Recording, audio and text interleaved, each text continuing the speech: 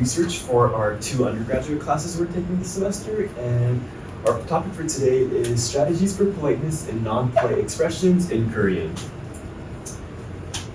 Politeness is expressed through the use of honorifics, which are a critical aspect of Korean culture and language, and should be well understood, or you can very well find yourself in a situation like this. This here is a huge scandal that took place on a Korean variety program, involving 2 stars run into an infamous fight, all stemming from the use of non-polite honorifics and expressions in informal speech level. We can see here that the senior in this case came out of the water and was asked by the junior if she was cold. Once the senior remarks that she should get in the water herself, the junior responds back with the no, matching her informality. This is where the conflict really ensues, and you can see it gets very explicit towards the end.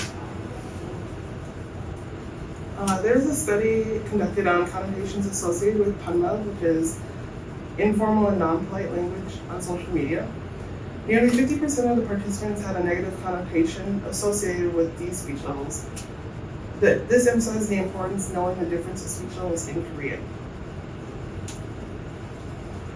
During this presentation, we will talk about the different speech levels and background information, the different strategies in research objective and data collection, and the overall results in the data analysis. Okay, so the first thing that I'll go over is a little bit of background information about Korean language and culture. This will give you the background of why this is important. So to start off, speech levels. In Korean, there originally are 6 speech levels, but modern day generally only 4 of them are used.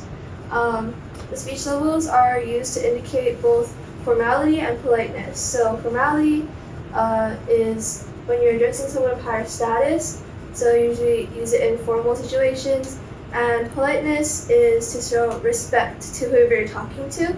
So it's usually more used in everyday conversation. So for example, like differential form, the top form is the most formal, the most polite.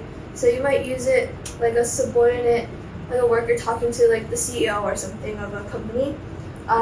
So the speaker might choose which speech level to use based on their social position or like ranking hierarchy, and then the context of wherever the dialogue is being used. The other important part of it is the social, cultural, and linguistic influences.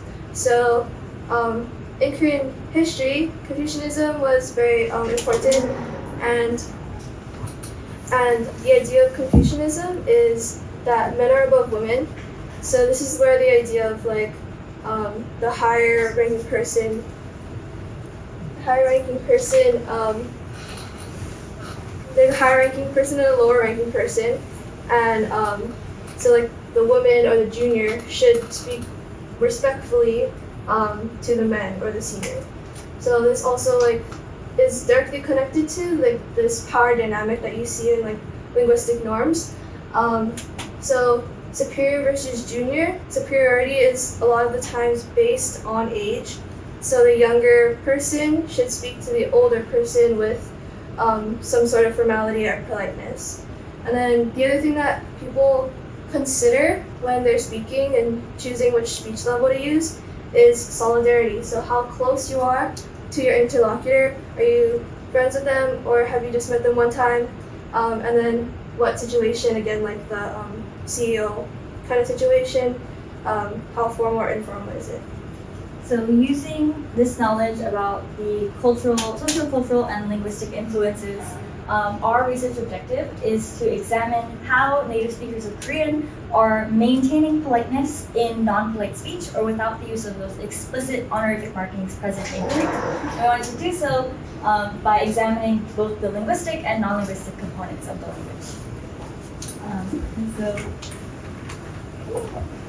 So in doing so, we hope to understand the language better as Korean language learners and allow for better natural communication with us in Korean-speaking communities. And so in order to do so, we collected data from each of the following Korean dating reality TV shows, dramas, and talk shows. And the reason we focused on these specific shows is because typically in the natural Korean conversation, you are not immediately jumping to drop the formality level or switch speech level as quickly. It usually takes more time. But in these specific scenarios, people are meeting for the first time and then trying to establish that closeness relationship relatively quickly because they've only got a few hours, few days, or even weeks in order to go from absolute strangers to dating. And so they do so by changing their language to symbolize the start of that delve into the new relationship. And so in focusing on these shows, the age group that we collected data from was between about 20 to 30 years old. So these strategies are more prevalent in that age group. And so as we were watching these shows, we transcribed moments of interest, and to us, the moment of interest would be moments where a person kind of switched from a certain speech level or changed their grammar in some way to kind of mark a difference in the relationship or try to test the water of the relationship. And so after we transcribe that interaction, we look through at the linguistic components, so analyzing the grammar, the syntax that they use, what vocabulary they used, how their tone changed throughout the interaction. And then we focused on the more non-linguistic or social aspects of the conversation. Just the general context, what's going on in the situation, and what cultural undertones may be prevalent that are influencing how they're talking to each other. After we did this analysis, we looked at our results and then came up with 5 different speech tactics or speech strategies that we observed. So we'll go into each of these strategies, but just briefly. The first strategy we observed was adding additional elements to their speech, omission of the verb in their speech, or just omission of the main clause entirely. And then we've also got speech level shift, or shifting between different levels of speech within their utterances, and then framing. And we'll go into each of these with some examples in our result analysis. First strategy that we're going to go over is adding additional elements. So basically, to explain this with an English example first, you might have a conversation that looks like this. A says, I just got a new phone. B responds, I just bought one too, an iPhone. So the iPhone is, after that first sentence, a clarifying extra piece of additional information. Conversation continues, well, when did you get it? I got it last week, on Thursday. Same strategy. So the first excerpt we'll look at is 2 speakers meeting for the first time. So what A is asking, what is your preferred dating style? And then B is responding. So in all of our excerpts, we'll kind of indicate whether they're using formal or informal speech with these colors. So blue is formal, and then red is informal. So here B responds, starting off with formal speech. Then in this next sentence, he switches to informal speech. And then, yeah.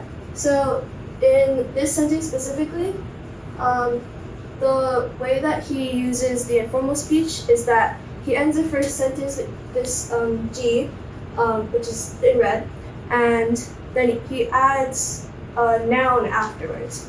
So this mindset, that piece is just a noun, and because it's a noun, it doesn't require any honorific marking. Yeah.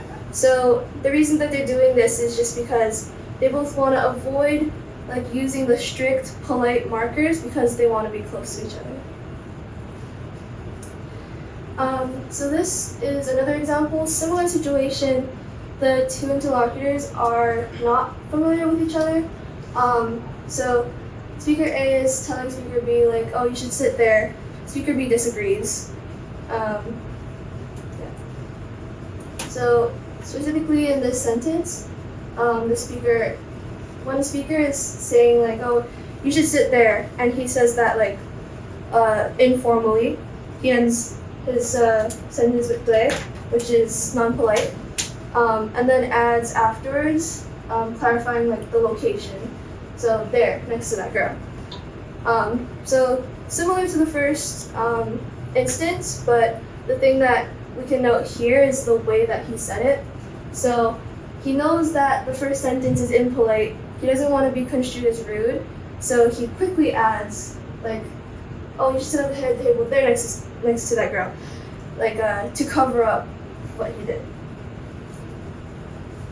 So here we have a subsection of adding additional elements, and that's when using a discourse marker. So in the English example, we have several discourse markers that we go through. The first one being like, when did you get home? And then they say literally 10 minutes ago. So these discourse markers are meant to add some kind of feeling, some kind of image in the listener's mind of what they're trying to convey. So in the first example, we have 3 speakers. There's our 3 contestants on another dating show. This is the first time that they're talking completely. So you can note that they're using very polite speech in their talk all the way down, and then she ends it impolitely using a discourse marker. So this discourse marker that we're talking about right now is 막, and this sentence is like, oh, then you just grab them suddenly, right? The 막 is in a postpositional sequence to the verb 잡아주다, which means to grab, and then there's no sentence ending particle like a yo to indicate any type of formality or any type of honorifics. So this 막 is an adverb used by the speaker as a discourse marker to convey emphasis of the verb that she's talking about. It's also often used as like a filler word but it carries that meaning of rough or carelessly or suddenly. And she says this 막 while kind of acting out the verb that she's talking about. 잡아주고 막. And this kind of adds that testing again that water of trying to show, oh, I want to get closer to you, but I don't want to seem rude. So instead, I'll use this kind of discourse marker to show that familiarity that I'm trying to grow. So this is another example from the same show. We have 3 contestants. They're speaking in a man's dorm, and they're talking about cooking, who cooks in this situation. So again, you can note that they're using very formal, polite speech all the way down to the end when he ends it on a discourse marker. So we have 저희는 튀긴 거 탁탁탁, right? We will do as you tell us precisely. This tak is a discourse marker meant to convey a sensory and an active image in the listener's head. There is again no sentence ending particle yo or any verb after the noun call. So this tak is said 3 times again for emphasis and to show the consistency of the action that he's talking about. It's acted out using this hand gesture, tak tak tak, and it's added at the end of the sentence to describe / imply movement, that movement being 하다, to do something. But instead of using that verb specifically, he uses this discourse marker, tak tak tak, meaning that he does not need to add any kind of formality ending at the end of the sentence. So now we're going to go into the second strategy. This strategy is verb omission, and this happens when they completely omit the verb by using instead a noun or an adverb at the ending of their sentence. Here we have an English example. Oh, what kind of fruit do you like? And the person says, grapes. How about you? You can see that the verb here is omitted, but it's implied. I like grapes. They're answering that question. What about you? Strawberries. That I like is implied, but it's completely omitted because both speakers know what they're talking about. So in this example, we have a contestant. She is doing an interview, and they ask her very politely, very formally, what is your ideal type? And she responds, oh, this type of person. There is no my ideal type is, there is no this is my ideal type, it's just this person. Right? So she says, my ideal type, a caring and warm-hearted person. As you can see, this is an adjective plus a noun to end the sentence. And it is again, the verb is again omitted, the ida, to be, is. And then we have no sentence ending particle yo because there's no need for one because there's no verb. This is commonly used when answering a question. Like, oh, what do you like? This. What's your favorite this? This. There's no need to add that verb because it's already implied. Her tone also includes the kind of inflection at the end to look for acknowledgement or understanding from the listener or the speaker, whoever she's speaking to. So here we have another example of this.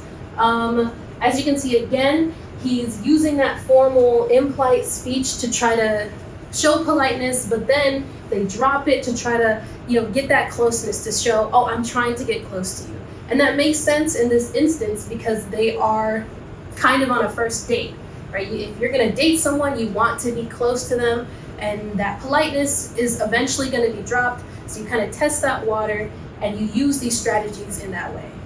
So here we have your preferred dating style, and this is it used in a question form, right? So we have a relative clause using the verb plus un plus a noun. You can see how they end it on the noun style. And then the un at the end right here is used to put emphasis on this topic that they're talking about in the sentence. Again, there's that omission of the verb, ida. What is, that interrogative question ender is not there because it's implied that it's a question just by his tone. He uses that inflection of his voice, oh, what is this, what is, without using the what is, of course.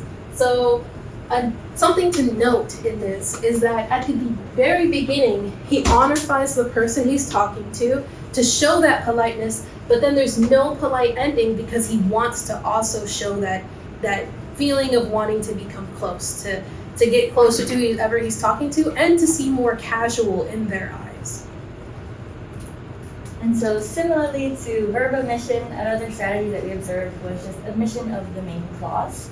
And so this can be done, just to get an idea for English, person asks, are you hungry? And in response you say, oh, I just ate, but I could eat again, but I'm still hungry. That actual main clause, the final answer to that question, is completely omitted, but it can be implied or guessed based off of previous information. Another instance of this could be, are you coming to the library? Well, I have class now, so I'm not coming to the library, so I can't come to the library. But that final clause there is omitted, and the meaning is just kind of left hanging for the listener to pick up on. And this could be seen in Korean here. So again, we're people in the cafe on their first date, they're trying to get to know each other, still don't really know how to address each other and how to use honorifics with each other in that way. And so the person asks, I like strawberries, do you have a favorite fruit? Trying to get to know each other. And then the person responds, well, there's nothing I don't like, so. And here, they aren't necessarily stating that they have a favorite fruit or that they don't like fruit, it's just left open. And then in response, the person says, so there's nothing you don't like, still using that honorific marking, and then going into the same tactic of dropping off the main clause. Still, if you had to pick what fruit would you pick? What is your favorite fruit? That question has already been implied, and in leaving it off, and ending on this conjunction marker, there's no final clause, therefore there's no final predicate or verb that has to be directly stated in the sentence. And in doing so, there's no explicit honorific markers that are required in that sentence. So here in the first example, when they first ask, or when they first respond, well, there's nothing I don't like, so. That so is done using the also clause in Korean, which could be like so, because, and then in response to the person says still, if you had to pick. That if comes from the Italian, like if you had to article, which are leaving these Americans. And then these are used in response to questions and in questions because that final clause or the final verb that they would be using is already implied within the context of the situation. And again here, they're unsure of each other's age, and age is an important role in gauging like how you're supposed to address another person. And in general, they don't want to explicitly put up those honorific markings because it's almost as if you're putting up like a barrier, as like, oh, I see you above me or separately from me, and I'm putting up this honorific wall in a way. And so they're trying to get closer to each other, and they're trying to avoid explicitly building that wall using those honorific markings. And another instance of this can be seen in this example here. These two people are having their first one-on-one conversation, trying to build close because the next day is a big day for the show where they have to explicitly pick who they want to be their first date partner. So they're trying to quickly establish like a closeness relationship, like I'm gonna pick you, you wanna pick me, right? And so here they're meeting, and the woman speaks first. She said, truthfully, I was a little surprised. And the man asks, why? And you can see they're both explicitly using formal speech markers in their sentence enders.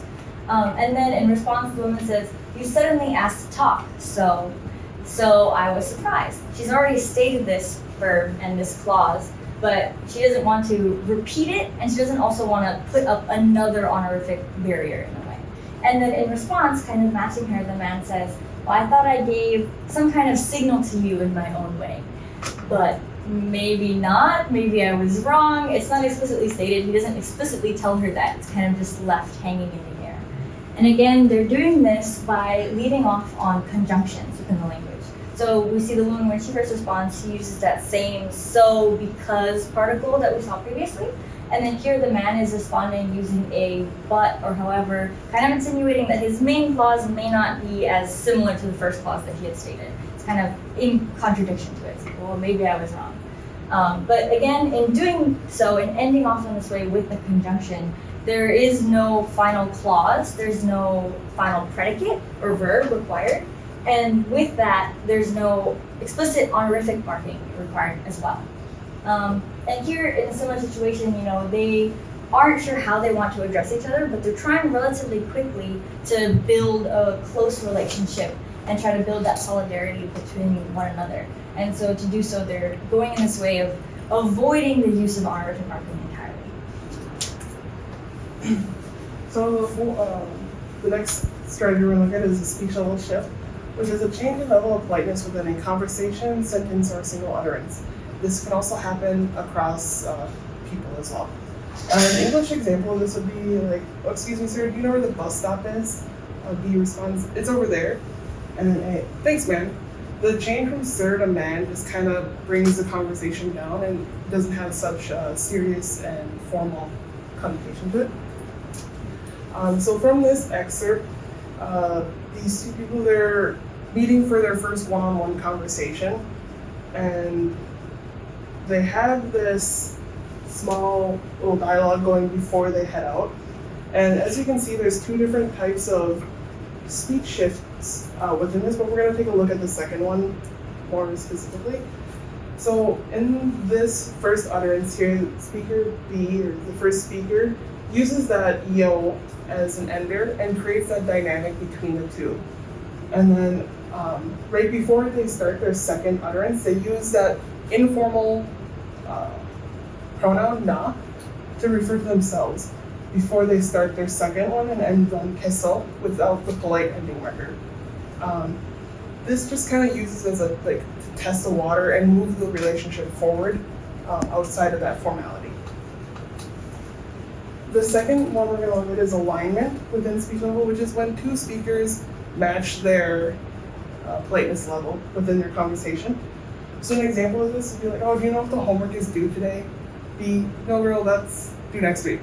A, oh, thank God, girl, I haven't even started. B, me too, girl, me too. The use of girl here kind of just makes that relationship, like solidarity between the two, be like, oh, neither of us have started it. So then in this context here, after a dinner, one of them is washing the dishes, and then they come up and they're like, oh, do you need help? And the speaker responds, no, but like in a more playful manner. And then A matches B's politeness level. So from this you can see B responds with ani, which is no, and doesn't have any polite marker at the end. And then A matches their politeness level.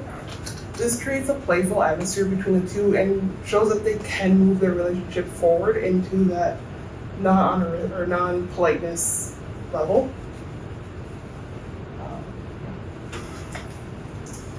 So framing is our fifth and final strategy, and it can be defined as how language is used to structure and present information, and influencing how it is perceived and influenced or interpreted. So here we have an English example with speaker A going, isn't this hat so pretty? And B responding with, oh, it really is cute, you should buy it. And A going, do I really need this? I can't decide. In doing so, one could argue that this person is really just engaging in self-talk and not directly speaking to someone directly, and therefore allowing the person to utilize non-polite speech. So here we have the same example we've seen with the two contestants on a dating show speaking one-on-one for the first time. Speaker A goes, I thought I gave some kind of signal in my own way. B responding with, and A responding back with, was I wrong? Was it just my imagination? You see the same self-talk engagement here. And to break it down syntactually, speaker A uses two rhetorical questions with the copula yungayo. to show uncertainty in an informal tone. And 아닌가 and 착각인가 are self-reflective fragments with no clear subject, and it's understood relatively to context. So fragment self-talk is common in Korean to express self-doubt, realization, or emotional conflict, and it reflects a cultural value of internal processing over direct communication. Here we have the same example with the two boys. We have speaker A going, usually what I like is going to cafes, just going to cafes and relaxing. And speaker B replies back with, in my whole life I've never once looked for a free cafe. And to which A responds back with, how could someone do that? To break this down, the sentence under chi is informal and non-polite, and the subject is omitted, which is typical in Korean, leaving the interpretation to be open. And this expresses disbelief or mild reproach, and it's often said out loud to oneself in pre-action. And the soft tone and vagueness in Korean norms reflect Korean norms of indirectness and emotional control. So overall, of the 5 different speech tactics that we observed, we then counted of the total 196 different tokens that we had collected throughout our transcripts, which were the most common. And so we observed that main clause admission is by far the most common at about 34% or 65 of our tokens being done in this way to kind of maintain that balance of like solidarity but also closeness. And then verb omission came up with about 25% of our data. People use omitting the verb in order to kind of test the water there. Following that was framing at about 17% of the people in our studies like using this tactic. And then speech level shift, or that movement across different speech levels within their utterances, was about 16% of the data that we collected. Then finally, we had that adding additional elements after an informal ending was about 6% of our data. Now we're going to our conclusion. So just to summarize, the 5 tactics that we observed in our research are additional information, and that's adding some kind of additional information after the first utterance. And then verb omission, where the verb is completely omitted and that verb is more kind of implied. Next, we have main clause omission, where the whole clause is omitted, using that conjunction at the end to imply what they're trying to say to the speaker because it's already known, so there's no need to reiterate it. Then we have speech level shifts, where that speech level is shifted or matched with the other speaker to kind of try to get that closeness going. And then we have framing, where it's more self-talk. I'm saying it passively about myself or to myself, but I'm saying it out loud so that you can hear, so that you know what I'm trying to say without saying it directly. So why is this so important, right? In Korean, politeness is so emphasized, and it's so important that there's a whole grammatical structure behind it. But we wanted to show students and Korean language learners that grammatical structure isn't the only tool that you can use to elevate that politeness, but also become more casual or less formal. So we think that students and teachers should look beyond just the grammatical aspects of Korean to gain a deeper understanding of the language and culture, and that politeness that's deeply ingrained within the aspects of the Korean language shouldn't just be emphasized by those polite sentence enders, but also by these several tools that can be used to test that water for closeness in their everyday speech. So the methods we have covered show more naturally occurring speech styles that native Korean speakers employ to maintain a good balance of politeness and solidarity. And these strategies, we believe, could be helpful to Korean language learners in expanding not only their language proficiency, but also expanding their usage of more close relationship with fellow Korean speakers. References, and thank you so much for listening to our presentation.